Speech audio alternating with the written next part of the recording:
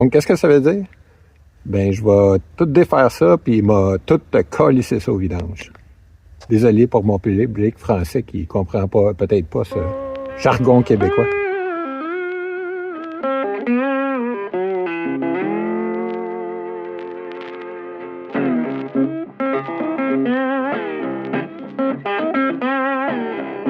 Au matin froid ici, moins 10, mais il n'y a pas de vent. Mais quand même bien.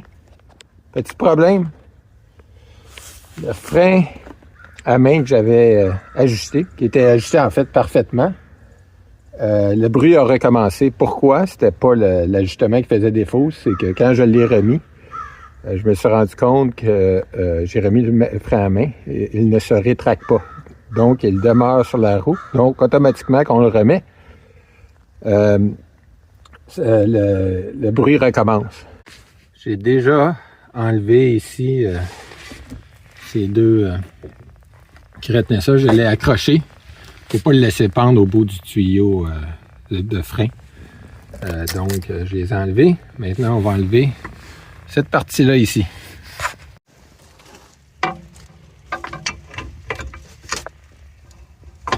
Je l'avais déjà défait avec une barre à force parce que le coupe de serrage sur ces deux vis-ci, contrairement aux deux autres, est quand même très fort. Donc, ça prend la barre de force pour défaire initialement. Il y en a deux, comme vous pouvez voir, ces deux-là. Donc, je vais les enlever. Et je vais sortir ceci avec les plaquettes de frein et le rentrer à l'intérieur en attendant que je puisse défaire mon frein à main.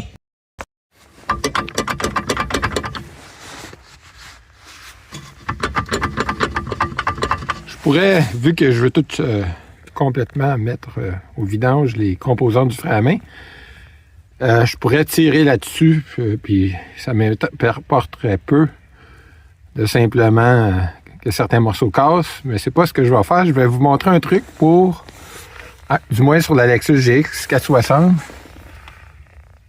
pour faire en sorte que le piston ne sort pas et mettre et enlever le disque selon les règles de l'art. Regardez bien ça. Vous allez prendre votre clé.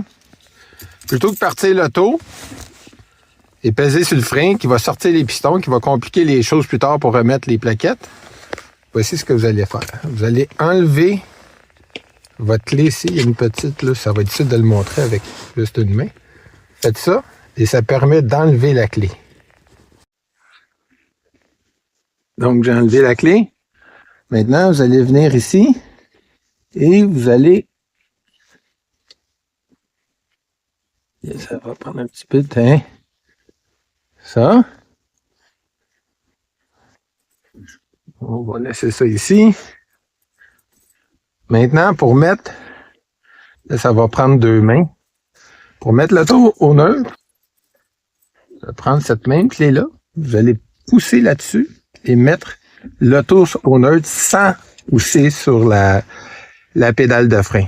Donc, c'est très, très pratique. J'ai pas vu de vidéo là-dessus sur YouTube, du moins pas sur les Lexus Toyota, mais ça simplifie les choses de ne pas avoir à peser sur la pédale de frein quand l'étrier est sorti et enlevé du disque. Et j'ai pas pu vous le montrer, c'était très facile. En maintenant ceci enfoncé, avec la clé, j'ai pu facilement mettre l'auto au neutre. Évidemment, il y a des cales, il y a 4 cales, surtout, puis je le répète souvent, important de mettre des cales aux roues pour immobiliser l'auto, surtout quand l'auto est sur une chandelle. Maintenant que l'auto est au neutre, on peut tourner la roue. Ça va être difficile parce que rappelez-vous que mon frein à main fait défaut, donc il est encore à côté. Vous allez voir, il y a un trou qui n'est pas profond, un trou qui l'est davantage. Je vais aller mettre le trou profond à la position 6 heures. Ça tourne, mais la fois.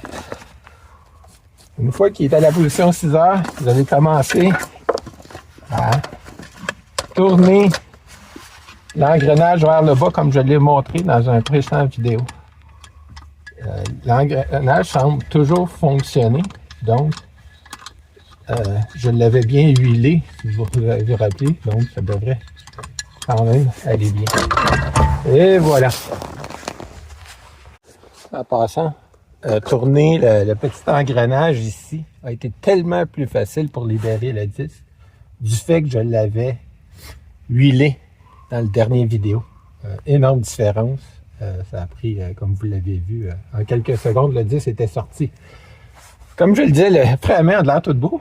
Le problème, c'est clairement soit au niveau de la ligne du frein à main qui est rouillée, qui ne se rétracte pas, ou bien il y a peut-être un ressort qui fait qui est brisé, qu'on ne voit pas à l'œil, qui fait que les mâchoires du frein à main ne se rétractent pas. Toujours est-il, c'est clair qu'il y a un problème, donc on va le démonter complètement.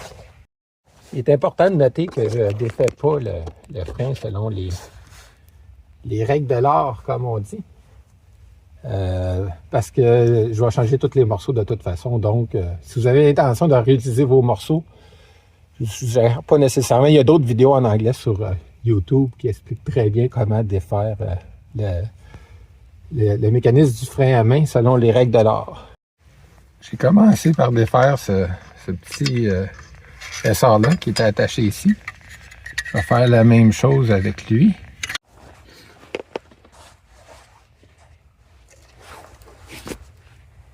On va commencer par défaire les ressorts en haut. Ça va rendre les pépins plus lousses. Mettez des lunettes en passant. Je devrais avoir des gants, mais c'est un peu une opération chirurgicale.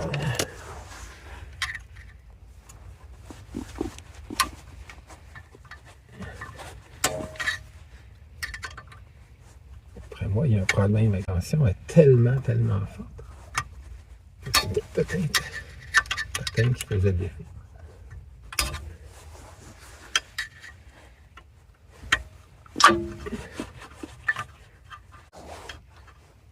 J'ai finalement réussi avec ces pinces-là. Donc, les mâchoires sont maintenant passablement plus lousses. Mais il y a encore, ça c'est la petite chose que j'ai enlevée. Mais les mâchoires sont encore prises. Vous allez voir, il y a un petit spring ici. Il va falloir enlever.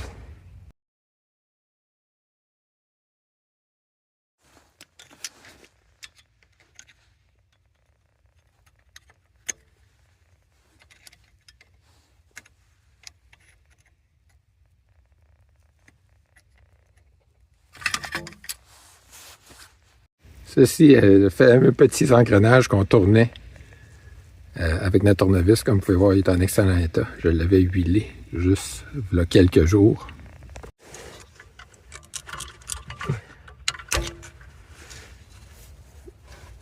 Donc, vous voyez, j'ai enlevé un petit ressort qui retenait cette mâchoire-là, qui venait comme ça ici.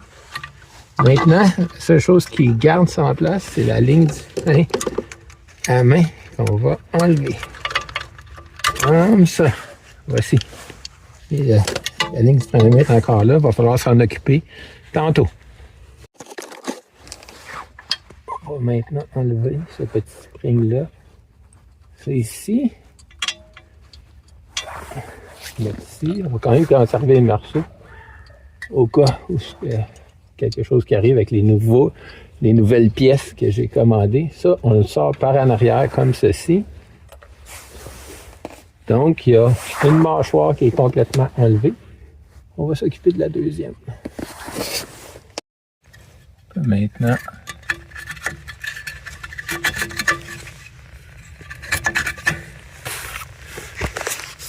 sortir ce petit morceau-ci. On parle de ce morceau-là qui séparait les deux mâchoires. Maintenant, on va enlever ça. C'est la seule chose qui maintient ça en place. Il faut le tourner pour que vous puissiez le défaire. Mettez des lunettes de sécurité encore là.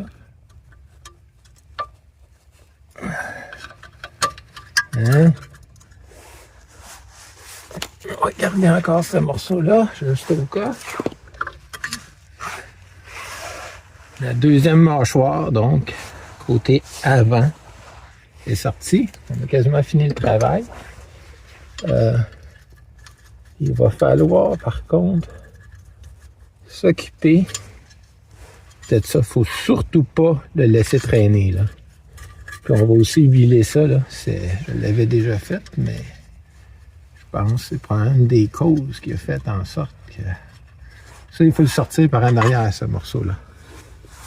On va le mettre là. Là, essayez de bien le nettoyer avant d'appliquer de l'huile pour pas que vous emprisonniez tous les petits débris qui sont accumulés à travers le temps. Clairement, je l'ai depuis 2018.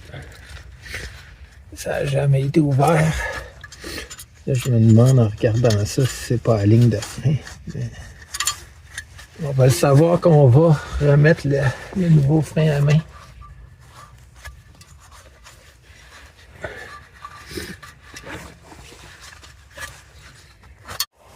Là, il va falloir attacher ça. Puis, c'est important de savoir si la partie qui roule. Ça roule. Donc, il ne faut surtout pas que ça frotte là-dessus. Est-ce que ça va être dommageable à long terme? Probablement oui. Mais aussi le bruit que ça va faire. Vous allez voir, il y a un petit... comme un petit anneau ici. On va essayer de le passer là-dedans puis de l'attacher avec une tie wrap, comme on dit en bon français.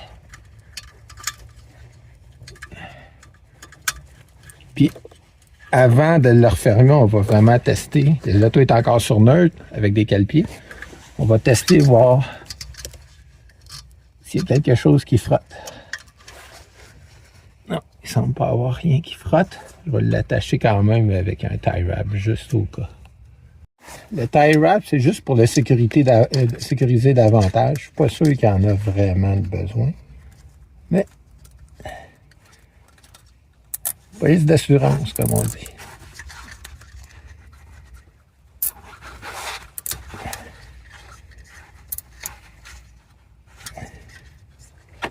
Hein? Je vais même aller de côté. Sur le petit anneau.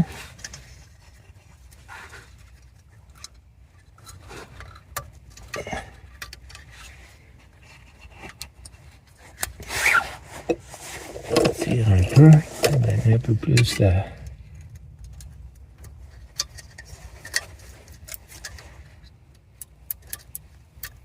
Hein? C'est parfait ça. On va couper.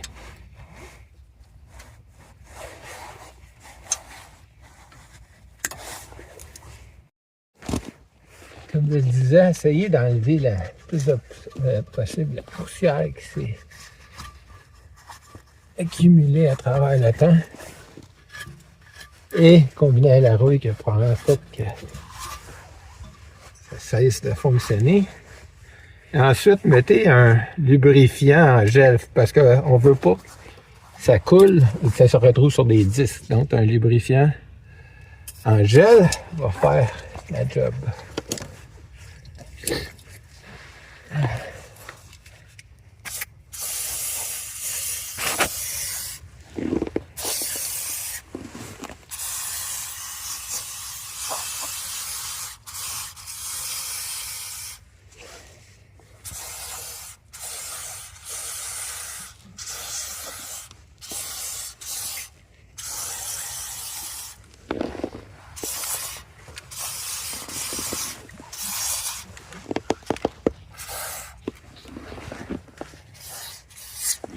Évidemment,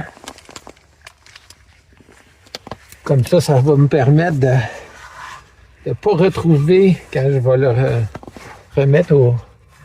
réinstaller le frein à main, de ne pas le retrouver tout rouillé au printemps.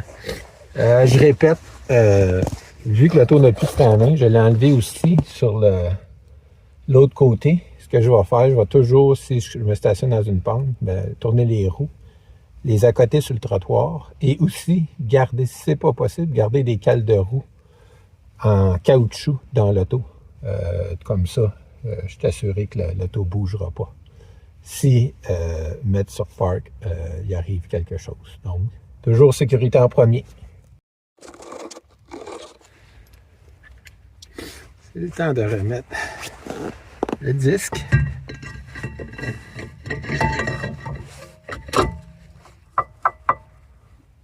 Vérifiez bien qu'il n'y a rien qui accroche. On va mettre deux noix pour le maintenir en place. Ça va beaucoup aider quand on va mettre les étriers de nouveau.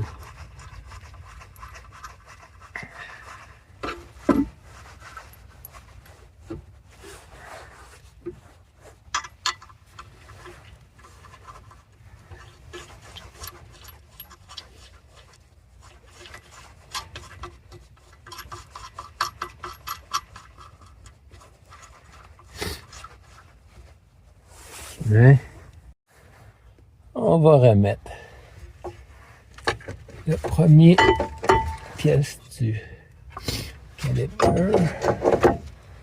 On va tasser ça. Et on va rentrer ça comme ça. Les plaquettes sont déjà dessus. Parfait. Prendre les deux vis. C'est jamais facile à remettre ces petits vis-là. Je commence tout le temps à main.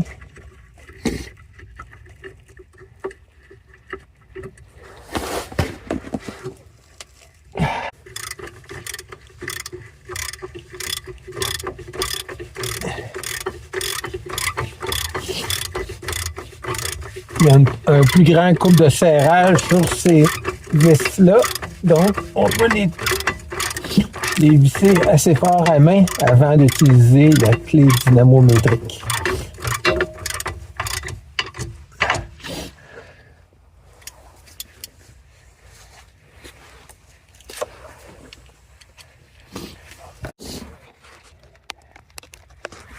J'ai beau commencer à travailler avec des gants, ça finit tout le temps que je finis main. Le médecin ne serait pas content, je fais lever mon pouce.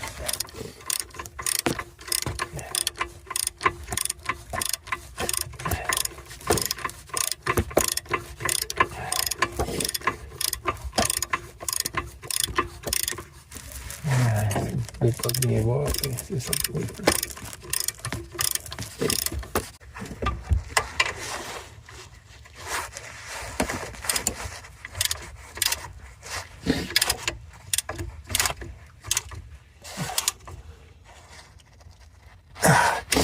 Bon, on va aller chercher la clé dynamométrique. Bon, on va ajuster la clé dynamométrique à 77 pieds-livres de coupe de serrage. On est bien habillé, c'est pas grave si on est dans la neige. Toujours 77, coupe de serrage. Celui du bas.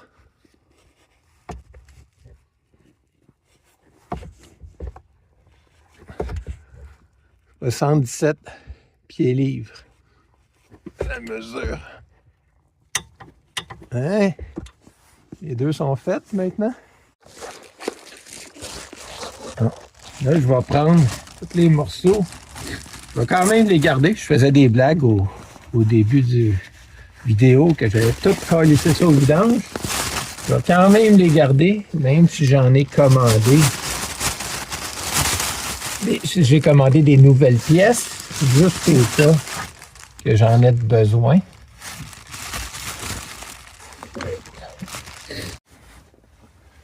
Bon, là, on va remettre la partie de l'étrier qui contient le piston. Ça va être beaucoup plus facile de le remettre que si on avait pesé sur le frein tantôt. Il devrait faire comme un gars, parce que le piston, il n'est pas sorti. On va essayer de le mettre.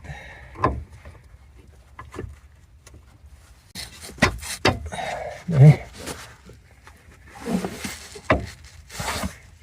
faut faire attention de bien aligner les petits bouts de caoutchouc, parce que les boulons vont aller des petits bouts de caoutchouc. Je vais juste le placer avec un... Ce serait mieux si j'avais des pinces, mais... L'hiver, j'ai tendance à continuellement rentrer mes outils à l'intérieur parce que sinon, ça va. Ils deviennent tellement froids que ça me gèle les mains automatiquement. Attends. Vous voyez, il y a quand même un bon... Fait que là, on fait ça comme d'habitude à la main en premier. Je les ai graissés de nouveau. Ils l'avaient déjà été, évidemment. Mais pas de tort des graisser une deuxième fois.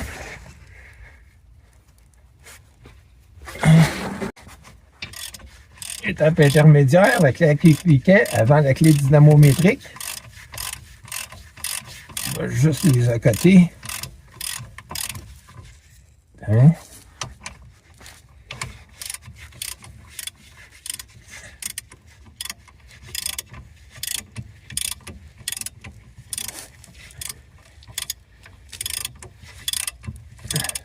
Là, avec la clé dynamométrique, ça va être 65 pieds-livres de coupe de serrage. Je vais aller me coucher dans la neige, parce que j'aime ça.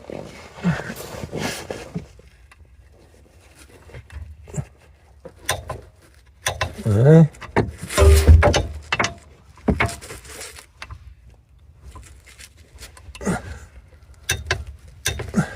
Bon.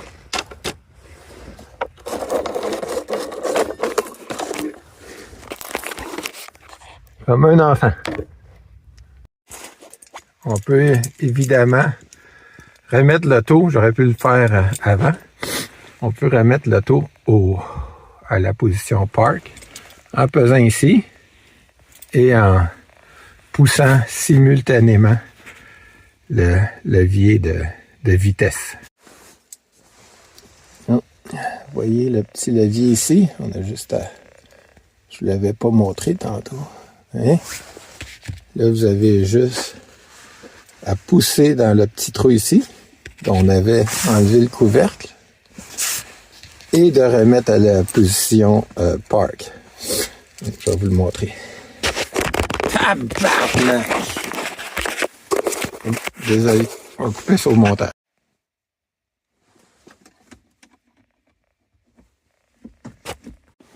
Ensuite, on peut remettre le petit couvercle. Hein? Voici. Petit couvercle qu'on avait enlevé avec la même clé. Avant de remettre la roue, c'est toujours bon de partir l'auto et de faire un petit test de frein, juste s'assurer qu'elle n'est pas trop, la pédale n'est pas trop spongieuse. Évidemment, on n'avait pas enlevé déconnecté la ligne de frein, donc il ne devrait pas avoir aucun changement. J'ai mis du lubrifiant qui ne coule pas pour protéger contre la rouille pendant l'hiver. On va maintenant remettre le pneu. On est rendu à remettre le pneu. On va commencer.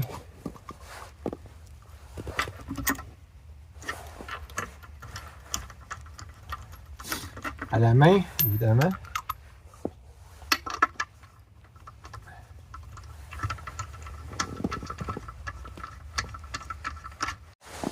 Makita mode 2 habituellement donne exactement le bon couple de serrage qui est 78 pieds-livres de coupe de serrage. Évidemment, il va toujours en étoile.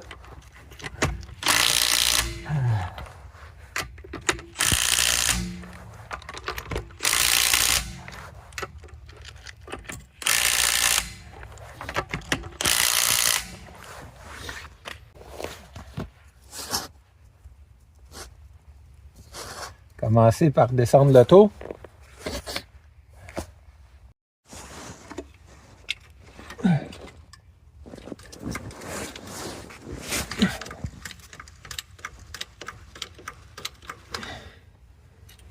On enlève ça. C'est un cric à deux fonctions, à la fois chandelle et cric, comme je l'ai expliqué dans une autre vidéo. Tiens ça et on dévisse tranquillement. Et le pneu vient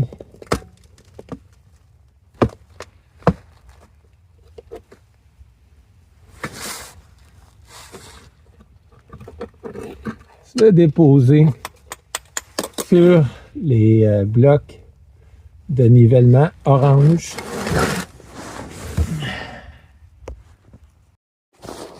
Vérifions maintenant la coupe de serrage des roues avec la clé dynamométrique qui est ajustée à 78 pieds-livres de coupe de serrage. Habituellement, le Makita fait un très bon travail. En fait, il l'ajuste parfaitement, mais on vérifie toujours, juste au cas où.